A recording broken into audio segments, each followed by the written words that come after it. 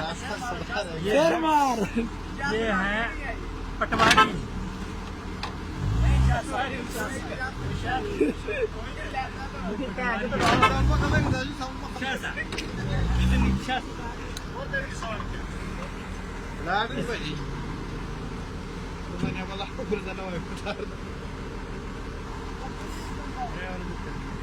Esperamos.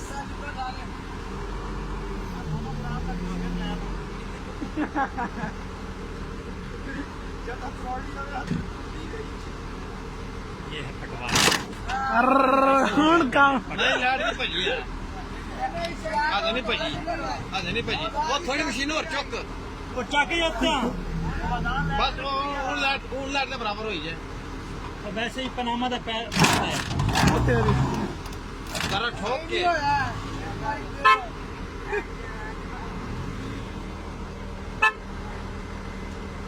लाड में कोई issue नहीं है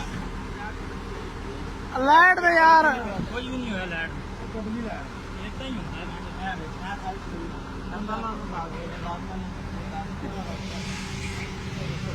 इन्हों मैं ताला को बदान मारो।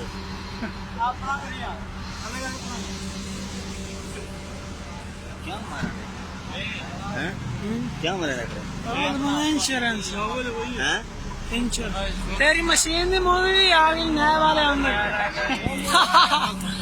नए वाले वो दंद ला के बुद्धि दे परे हट अच्छा जी बराबर तो शरीक है।